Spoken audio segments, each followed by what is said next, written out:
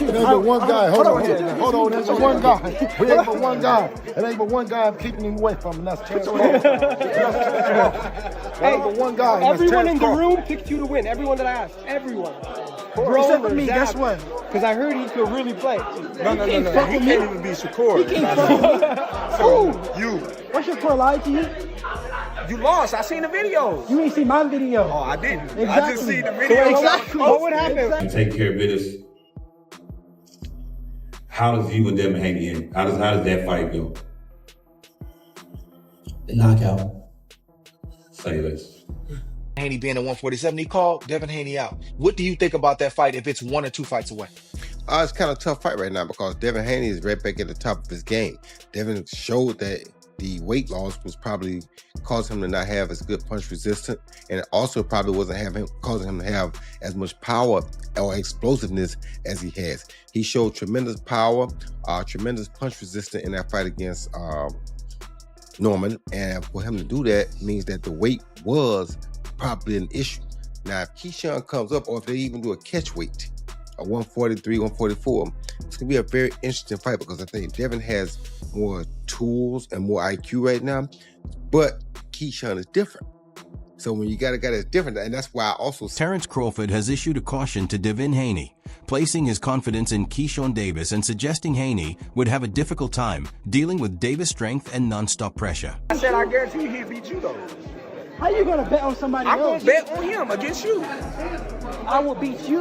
No, you can't beat me, but I bet he beat you and I beat you. Terence Crawford cautions Devin Haney, making it clear that overlooking Keyshawn Davis' strength and drive could lead to serious trouble inside the ring. Sport chew you up and spit you out. You know, out with the old and with the new. Ali, well, as y'all were asking questions, I think about Muhammad. Keyshawn Davis, supported closely by Shakur Stevenson and Terence Crawford's family, continues to absorb knowledge from Shakur, who believes the moment has arrived for Davis to step forward. We kinda having our, that. Nigga. Come on. Yeah. We getting past that, and that was your turn, and I'm not gonna allow and sit back and allow you to even waste that talent that you got, because I've been told, Key, for years, bro, you could be one of the best. All you gotta do is just, boom, discipline.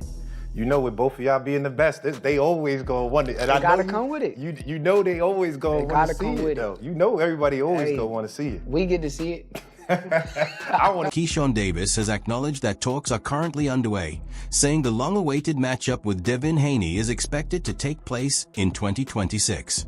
Let's do it. You know, I know he's dealing with some legal issues. I don't know what happened. He said he had to turn himself in, but I believe he tweeted like, Keyshawn, let's do it. I mean, he said that? Yeah, but he tweeted like something like that. Yeah. Well, you know, Bill was in my DMs. We already was talking about it, honestly, before he even hit the media, so I know it's going to happen in 2026. And you're good going straight to Devin in your first fight at 47? If it make money, it makes sense. Right. So obviously I want to get your take on your brother.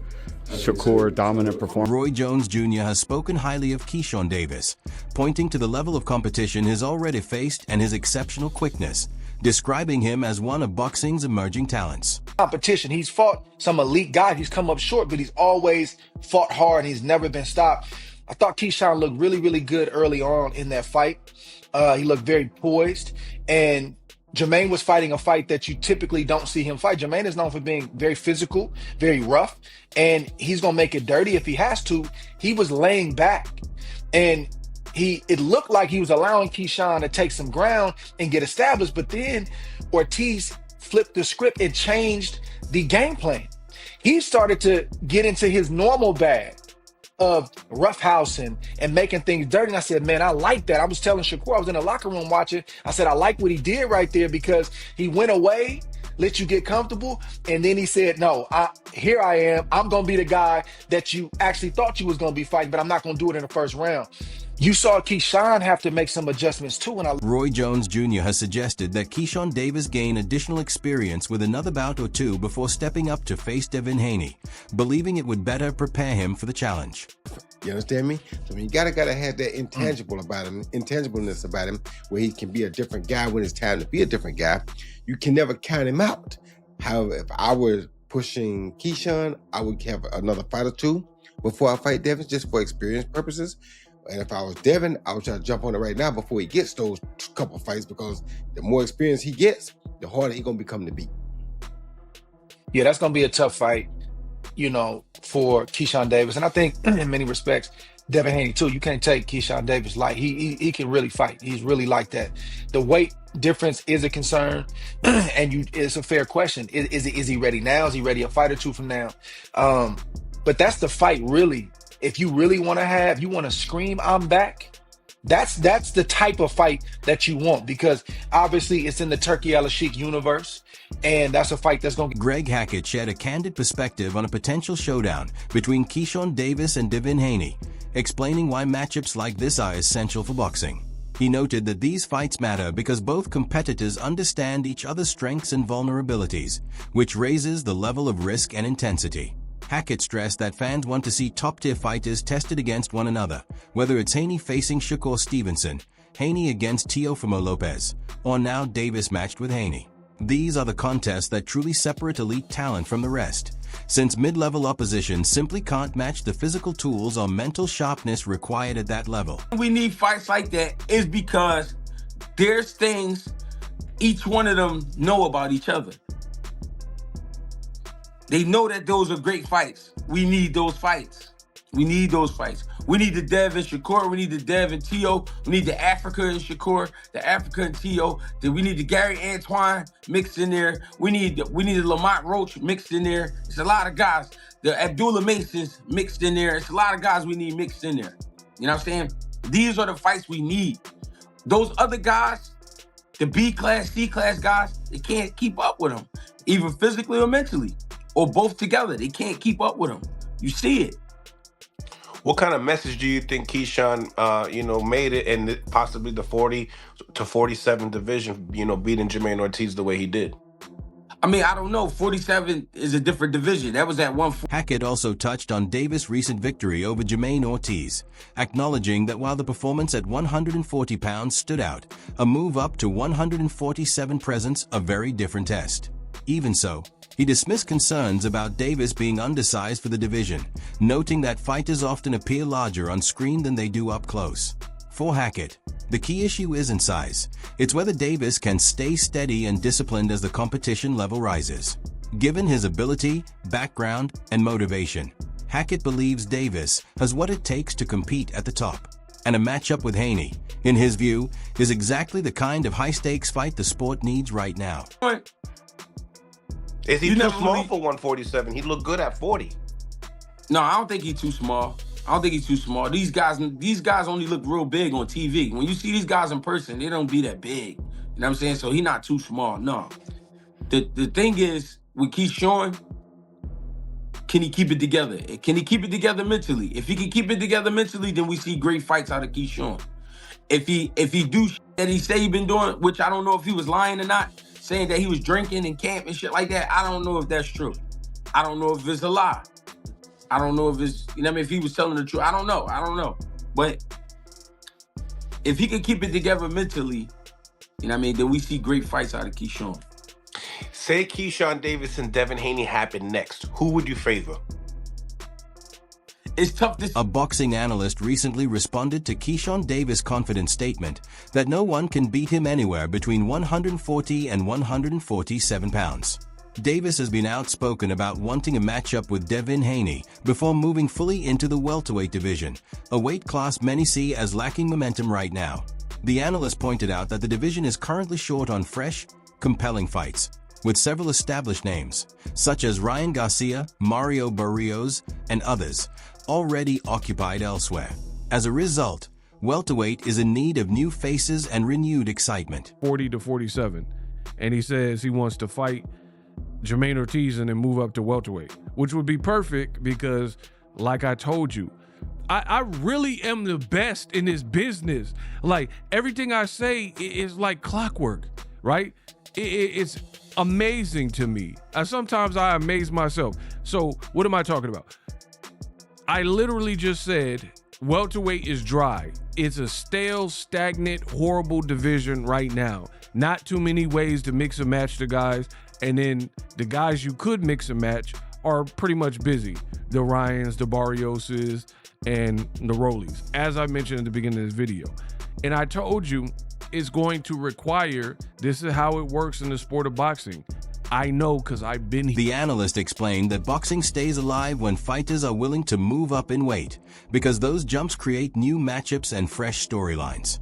He pointed to recent examples, noting how Jaron Boots Ennis leaving 147 for 154 immediately injected excitement into that division, opening doors to clashes with fighters like Sebastian Fundora, Virgil Ortiz, Jamel Charlo, and potentially Errol Spence. In his view, that same blueprint could breathe life back into the welterweight class of emerging names such as Keyshawn Davis, Shakur Stevenson, and Gary Antuanne Russell eventually make the move for Davis specifically. Can't make 40 anymore, just like Jaron Boots Ennis couldn't make 47, and he moved up to 154. Now 54 is cracking. They got 54 out here cracking. Tons of names where you can mix and match the Fundoras, the Virgil Ortiz, Jamel Charlo, possibly Errol Spence, Murda Zailev, Boots, right?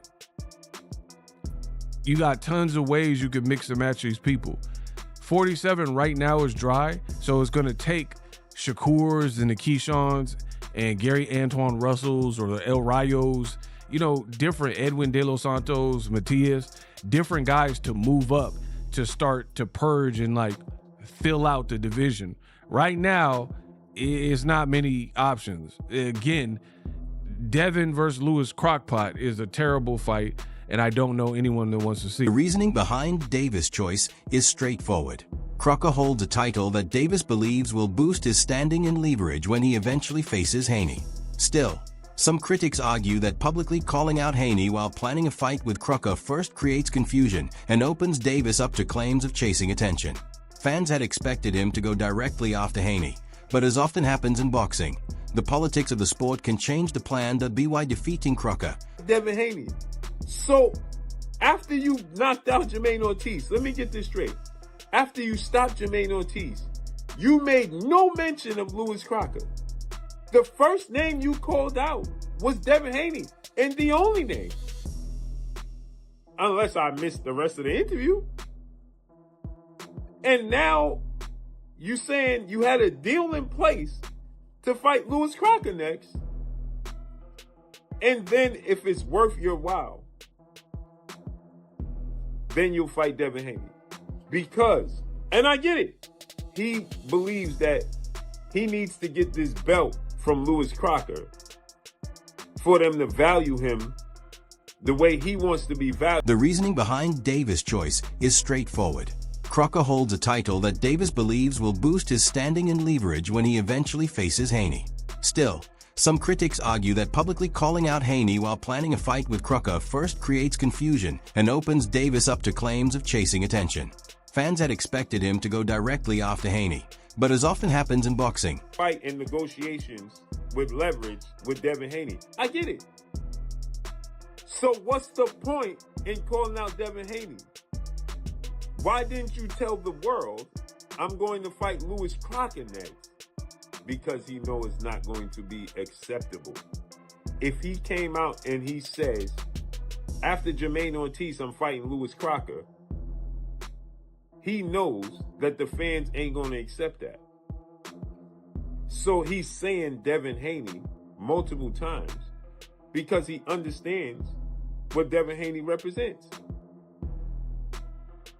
This is what many people will call clout chasing. So you're using Devin Haney's name, but you know you have no intentions of fighting him next? Make this make sense. It all makes sense. Floyd Schofield recently shared his take on a potential matchup between Keyshawn Davis and Devin Haney, and his comments sparked immediate attention. While he acknowledged that both fighters bring energy and skill to the ring, Schofield was clear. He doesn't see Davis coming out on top. In his opinion, Haney's experience and composure give him a decisive advantage, especially after demonstrating a new level of precision in his most recent bout. No matter which one go up there, Devin is Devin. Devin going to show up. It's going to be a great fight with either one of them. Because Devin took a loss, and he don't want to take another loss, whether he got it cleaned off his record or not. He don't want to take another fight, though. I ain't gonna lie. Both of them are good fight. Even I don't think Keyshawn is going to beat Devin. I really don't believe Keyshawn will beat Devin. Too much experience? Why? I don't know. I just don't see. But off my prediction yesterday, I'm not gonna get that because people will say things. But skill wise, I don't believe this new Devin that showed up his last fight.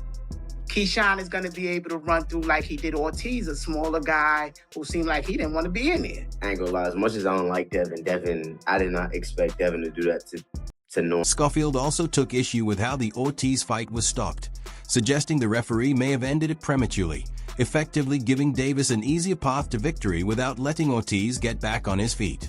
While he praised Davis' talent and relentless mindset, Schofield stressed that Haney operates on a different level. He pointed to Haney's ability to absorb clean punches without faltering, demonstrating exceptional toughness and resilience.